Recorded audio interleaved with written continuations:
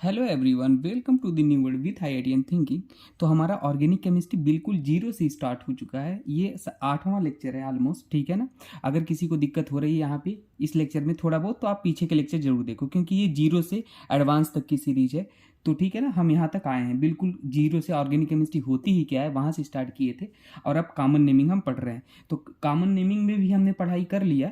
अब आज miscellaneous naming देखेंगे और कुछ मिसलेनियस रेडिकल्स के बारे में देखेंगे, जो हमेशा ऑर्गेनिक केमिस्ट्री में आते हैं। इंपॉर्टेंट स्ट्रक्चर होते हैं ना, जो हमेशा यूज होते रहते हैं, ठीक है ना, जो कि आपको याद ही होने चाहिए। उसके बारे में हम सीखेंगे और देखेंगे, ठीक है ना। तो ये कुछ हमने स्ट्रक्चर बना दिए हैं, हम सबके नाम देखेंगे और आप याद रखना इन्हें, ठीक है ना। जनरल नॉलेज के लिए, ठीक है ना। जनरल नॉलेज मतलब जनरल नेमिंग के लिए आपको कभी भी पूछे जा सकते हैं। तो आइए एक एक करके स्टार्ट करते हैं। सबसे पहले ना हम आपको मिसलेनियस रेडिकल, कुछ रेडिकल तो हमने बता दिया था क्या होते हैं रेडिकल। रेडिकल नेम हम आपको थोड़ा बताते ही था। रेडिकल क्या होता था, किसी भी, जैसे मान लो आपके पास एल्केन है, कोई भी फैमिली का हाइड्रोकार्बन है, उसमें से क्या कर लो, एक हाइड्रोजन निकाल लो, तो जो बचता है वो क्या होता है, रेडिकल। ये बताया है, पीछे देख लेना, ठीक है ना, हम शॉर्ट में बता दिया। तो जो मिसलेनियस रेडिकल है, हम मिसलेनियस रेडिकल को आपको बताएंगे थोड़ा सा, उन्हें आप याद रखना, ठीक है ना। मिसलेनियस रेडिकल के लिए जैसे मान लो आपको कभी ये दे दिया हो, ठीक है ना, ऐसे, तो इसे क्या बोलेंगे। तो आप देखो, ये ध्यान देना, ये जो बॉन्ड लगा है ना, यहाँ यहीं से क्या निकला होगा, हाइड्रोजन निकला होगा। रेडिकल मतलब ही होता है फैमिली में से एक हाइड्रोजन निकाल दो, कोई जनरल फैमिली, ठीक है ना। तो ये बॉन्ड लगा है, अगर ये ग्रुप इतना दिखता है कहीं, इधर कुछ भी लगाओ, तो उसका नाम क्या हो जाएगा, एसीटो। क्या हो जाएगा, एसीटो, ठीक है ना। अब ध्यान देना, कभी कभी आपको एक्राइल का नाम सुने होंगे, एक्राइल। तो अगर ये दिख गया ग्रुप कहीं, तो इसे क्या बोलते हैं, एक्राइल बोलते हैं, एक्राइल, ठीक है ना। और ध्यान दो, अगर मान लो आपको कभी ये दिख गया, क्रोटन का नाम सुने ना, एल्डोल कंडेंसेशन में पढ़ते हो या कैनी यार, याद करो। तो ये अगर कहीं दिख गया तो उसे क्या बोलते हैं, क्रोटॉन, ठीक है। ये और हम लिखा देते हैं, मान लो आपको कभी सी सी सी, ये सी एच थ्री है, ये दिख गया ना, तो इसे क्या बोलेंगे, पाइवल ग्रुप बोलते हैं, क्या, पाइवल, ठीक है। और एक हम लिखा देते हैं, ऐसे है, ये CH3 समझ जाया करो, अब इतना तो हम लोग समझ ही गए हैं, ठीक है ना। ये दिख गया तो इसे क्या बोलते हैं, पायरो व्यू, ठीक है ना, ये बोलते हैं। तो इतना आप याद रख लेना, ठीक है ना, कभी भी ये पूछे जा सकते हैं आपसे, पूछे नहीं मतलब जनरल याद होना चाहिए ये सब जनरल। कभी भी आपको पता लगा सारे IUPAC आते हैं, सारे कॉमन नेमिंग आते हैं, और एक से थोड़ा स्पेशल केस है तो ये पता ही नहीं है क्या है, ठीक है, तो याद आनी चाहिए। कुछ और लिखा देते हैं थोड़े बहुत, इसे हम इरेज कर देते हैं। जैसे मान लो ये लिखा है, तो इसे क्या बोलते हैं, ऐसे डायरेक्ट, तो यहाँ पे CH2 लगा है मान लो, तो इसे क्या बोलेंगे, बेंजिल, ठीक है। दिख रहा है आपको, बेंजिल हो गया। देखो बेंजो होता जो है ना, वो ऐसे होता है, ऐसे, और बेंजीन पे 3 ऐसे वो लगे होते हैं, ठीक है। ये क्या हो गया, बेंजो। ये थोड़ा सा याद रखना, ठीक है ना। ये रेडिकल्स वो ये हमने पढ़ लिया। अभी हम थोड़ा सा आपको बताना चाहेंगे, क्या क्या बताना चाहेंगे, ध्यान देना, थोड़ा सा इम्पॉर्टेंट कंपाउंड जो आपको आने चाहिए। जैसे पूछ लिया कोई बेंजीन क्या होता है, तो आपको बेंजीन का स्ट्रक्चर ही नहीं पता, ठीक है ना, तो वो हम पढ़ने वाले यहाँ पे लिखाते हैं, ठीक है ना। चलो यहीं से स्टार्ट करते हैं। बेंजीन का स्ट्रक्चर तो पता ही होगा सबको, ये बेंजीन हो गया, ठीक है ना, बेंजीन। और इसके ऊपर अगर मान लो एक CH3 लगा दो, इसको ऐसे भी लिखते हैं, ये जो डबल बॉन्ड है ना, इसको ऐसे भी कर सकते हैं, ऊपर CH3 लगा दो, तो टॉल्यूइन हो गया, टॉल्यूइन, ठीक है ना, ये हो गया। अब मान लो एक होता है नेफ्थलीन, ऐसे और ऐसे लिख दो, ठीक है ना, तो ये नेफ्थलीन हो गया, ठीक है ना, नेफ्थलीन। इसको हम ऐसे भी लिख सकते हैं, डबल बॉन्ड अभी तो बता ना, ऐसे, ठीक है ना, ऐसे ऐसे ऐसे। स्पेलिंग क्या होगा, नेफ, स्पेलिंग आप देख लेना, नेफ्थलीन, ये सही है स्पेलिंग, यहाँ ये नहीं लगाया था, ठीक है ना। तो स्पेलिंग थोड़ा इधर उधर हो जाएगी तो देख लेना, हम कोशिश करेंगे सही लिखने की, टेंशन मत लो, ठीक है। ये नेफ्थलीन हो गया। और लिखते हैं, ये याद रख लेना, कुछ इंपॉर्टेंट लिखा रहे हैं जैसे मान लो आपके पास ये है, ऐसे C double bond OH, C double bond OH, यहाँ पे यहाँ पे H, इसे क्या बोलेंगे, मैलेइक एसिड, क्या बोलेंगे, मैलेइक एसिड। और ये एक ही साइड है तो इसे ये सिस मैलेइक एसिड है। ट्रांस मैलेइक एसिड क्या हो जाएगा, ये अपोजिट हो जाएगा, मतलब ये जो सी डबल बॉन्ड ओ दिख रहा है ना, ऐसे और ऐसे हाइड्रोजन भी अपोजिट हो जाएंगे, ये फ्यूमेरिक एसिड हो जाएगा।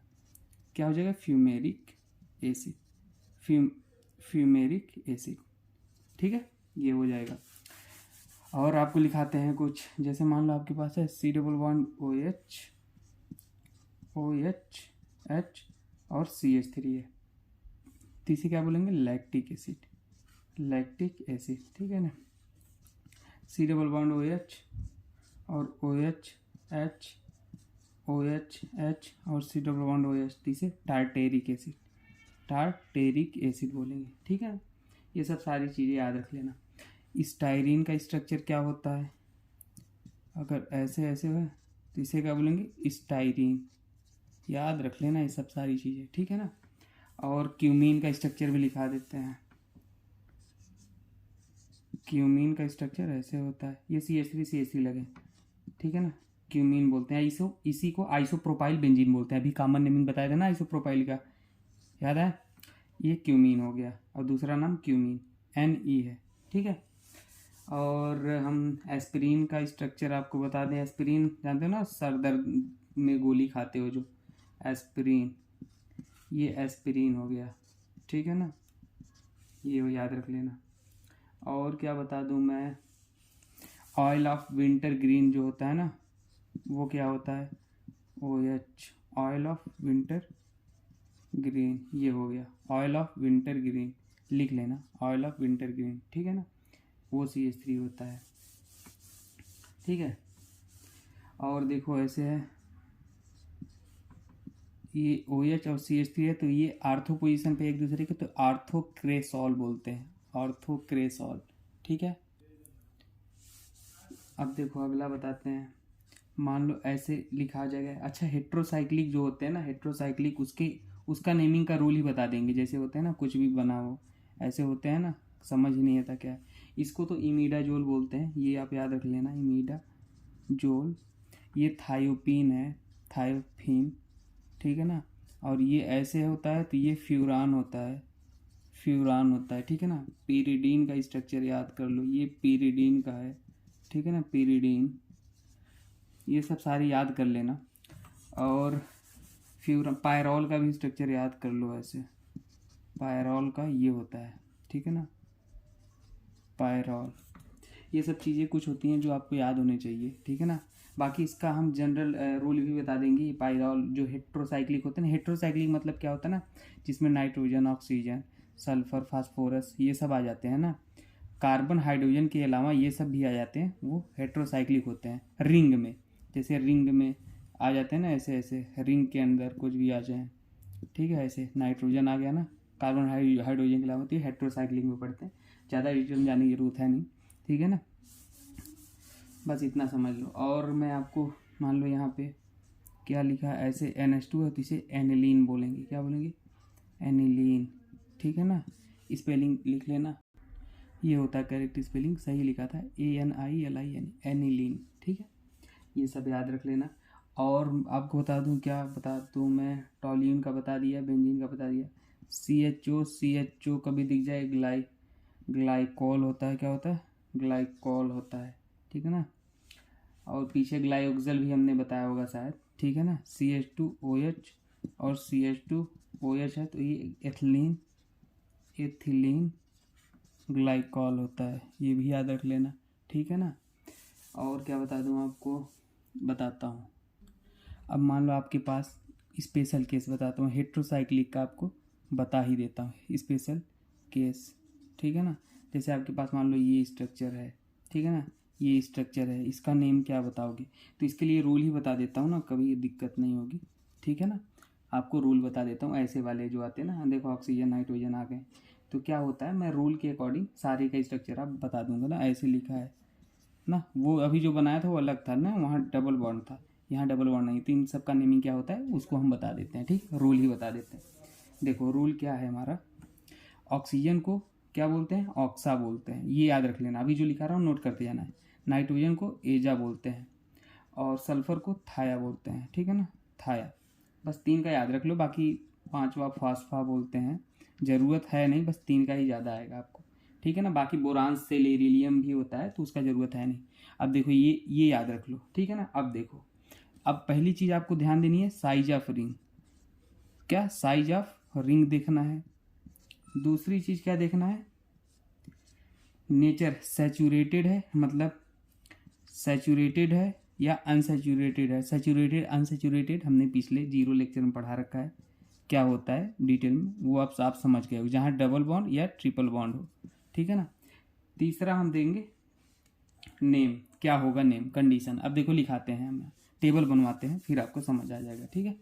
देखो देखो हमारा मेन रूल यही है, मैं समझा देता हूँ, चुटकियों में आपको आ जाएगा, ठीक है ना। हमको 3 4 5 तक ही याद करना है, बाकी ये लिखा दिया हूँ, ठीक है ना, इन केस आपको जानने की इच्छा हो तो। देखो अगर 3 मेंबर रिंग है, size of ring 3 member ring है तो ईर आएगा। 3 मेंबर रिंग देखो, 3 1 2 3 मेंबर रिंग दिख रहा है, 1 2 3 मेंबर रिंग है ऐसे। 4 मेंबर रिंग ये हो गया 4, 1 2 3 4, तो ये होता है। तो अगर 3 मेंबर रिंग है तो जो नाम होता है ईर आता है। 4 मेंबर ईट, 5 मेंबर ओ एल, 6 नंबर इन, 7 नंबर ई पी, ठीक है। अगर सैचुरेटेड है, सैचुरेटेड मतलब पता है ना, जहाँ सिंगल बॉन्ड दिखे, हर जगह सिंगल बॉन्ड वो सैचुरेटेड होता है। डबल या ट्रिपल बॉन्ड दिखे तो वो अनसैचुरेटेड होता है, ठीक है ना। तो अब देखो नेमिंग कैसे करेंगे। मेरे पास मान लो ये लिखा था, ठीक है, ये तो ऑक्सीजन मतलब क्या हो गया, ऑक्सा, कोई दिक्कत, ऑक्सीजन दिख गया तो मतलब ऑक्सा हो गया। अब ध्यान देना, ये 3 मेंबर रिंग है तो 3 मेंबर रिंग के लिए हम क्या लिखेंगे, 3 मेंबर रिंग के लिए इर आई आर लिखेंगे, ऑक्सा आई आर, ठीक है।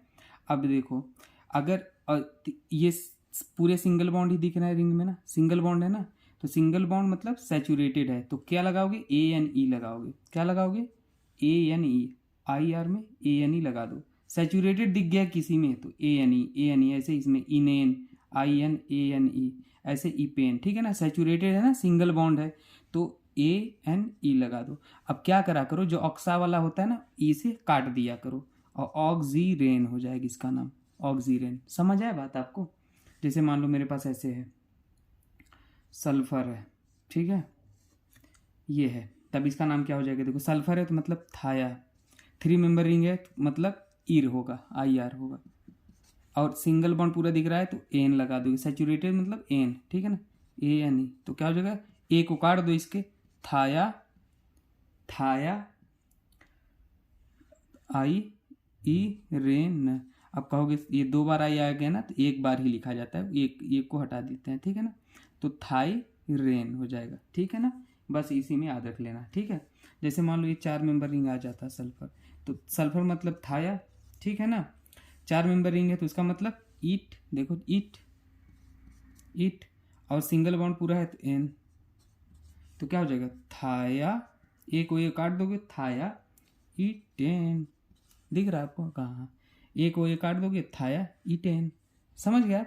तो ऐसे होता है ये नेमिंग वाला, तो ये हम बताने की कोशिश की आपको। नाइट्रोजन वाला स्पेशल केस था, इसको भी सिखा देते हैं, ठीक है ना, ताकि आपको डाउट ना हो। ये आईयूपैक नेमिंग होता है उसमें हेट्रोसाइक्लिक में, ठीक है ना। तो देखो हेट्रोसाइक्लिक आईयूपैक नेम हम पहले ही बता दे रहे हैं थोड़ा थोड़ा, ताकि आपको अच्छा लगे, ठीक है ना। अब देखो जैसे मान लो हमारे पास नाइट्रोजन वाला केस आ गया, कौन सा, नाइट्रोजन का केस। नाइट्रोजन में थोड़ा अलग केस है, केवल नाइट्रोजन में देखो, नाइट्रोजन वाले में यही 3 में अलग केस होता है। तो इसमें क्या होता है, अगर देखो सबसे पहले नाइट्रोजन है तो नाइट्रोजन मतलब एजा, अभी लिखा था ना ऊपर, ऑक्सीजन मतलब ऑक्सा, नाइट्रोजन मतलब एजा, ठीक है ना, सल्फर मतलब थाया। तो नाइट्रोजन है तेजा, 3 मेंबर रिंग है तो ईर, लेकिन अब नाइट्रोजन है तो यहाँ पे आप इरेन नहीं कर दोगे, नाइट्रोजन की देखो ये लिखा है ना, नाइट्रोजन केस में क्या हो जाता है, ये लगाते हो इरिडीन, थाया इरी, दिख रहा है ना, एजा इरीडीन, एजेरिडीन, तो क्या हो जाएगा वो एजीरीडीन, ये पूरा लिख दो, इसे काट दोगे, एक वो काट दोगे, एजीरिडीन हो जाएगा। नाइट्रोजन के केस में ये लगाना बस, ठीक है ना, बाकी ये ऐसे लगाना। अब ध्यान देना, ये अब सिंगल बॉन्ड है ना, सिंगल बॉन्ड सैचुरेटेड रहे तभी लगाना, ये भी तो सैचुरेटेड है, अनसैचुरेटेड होता है, जैसे मान लो ऐसे यहाँ अनसैचुरेटेड होता है तो क्या करते, एजा एजा, ठीक है। अब अनसैचुरेटेड है, 3 मेंबर है तो एजा प्लस ई टी, समझ रहे हो? देखो समझाते हैं, एक सेकेंड रुको। देखो अनसैचुरेटेड वाला थोड़ा सा हम समझाते हैं, इसमें थोड़ा सा क्लू है। देखो इसमें क्या होता है ना, अनसैचुरेटेड आता है तो आई आर, ये आई आर रहेगा ही, इसमें आई एन ई लगा दोगे, ठीक है ना। बस ये 4, देखो यहाँ से दिख रहा है, ये यहाँ से 4 5 6 वाले में ना E T E O L E last में ई ई लगाओगे, 6 वाले में दिख रहा है। बाकी में सभी में आई एन लगा दोगे, अनसैचुरेटेड ई पाइन, ठीक है ना, ओकाइन ये लगा देना, ठीक है। तो जैसे अब ये था, तो इसमें देखो क्या हो जाएगा, एजा नाइट्रोजन था तो एजा, 3 मेंबर था तो आई आर था, आई आर था, और 3 मेंबर में आई आर इरीन, एजेरीन दिख रहा है, ए तो एक से एक कट जाएगा, एजीरीन हो जाएगा। समझ गए आप बात? ये होता है, ठीक है ना, ये याद रख लेना। अनसैचुरेटेड के ये वाला क्यों लगा है, क्योंकि डबल बॉन्ड आ गया ना अनसैचुरेटेड में, अनसैचुरेटेड हो गया ना, तो एजेरीन, ठीक है ना। सब चीज़ें आपको आनी चाहिए। तो ये बेसिक चीज़ें थी जो हमने आपको बता दिया। एक आप अपने से कर लो, मैं चाहता हूँ हाँ लो, ऐसे है तो इसमें क्या हो जाएगा, ऑक्सीजन है तो ऑक्सा, 5 मेंबर रिंग है तो ऑल, सैचुरेटेड है तो एन हो जाएगा, तो क्या हो जाएगा, ए से कट जाएगा, ऑक्सोलेन, ऑक्सोलेन, ऑक्सोलेन, ठीक है। तो ये हो गया। तो ये डियर था कुछ चीज़ें हमने जो आपको बता दी, ठीक है। बाकी मैंने ये मिसलेनियस एक्सरसाइज था, मिसलेनियस लेक्चर था, आप समझ लो। अब इसके बाद हम कहानी पढ़ेंगे IUPAC नेमिंग, IUPAC नेमिंग हम पढ़ेंगे, ठीक है। नेमिंग अच्छे से स्टार्ट करेंगे 0 से, ठीक है। IUPAC नेमिंग पूरा पढ़ेंगे, और किसी कुछ डाउट हो तो कमेंट में पूछ लेना। बाकी मिलते हैं नेक्स्ट वीडियो में, ठीक है ना। और पिछले लेक्चर देख लेना अगर कुछ और डाउट हो तो, ठीक है। Thank you.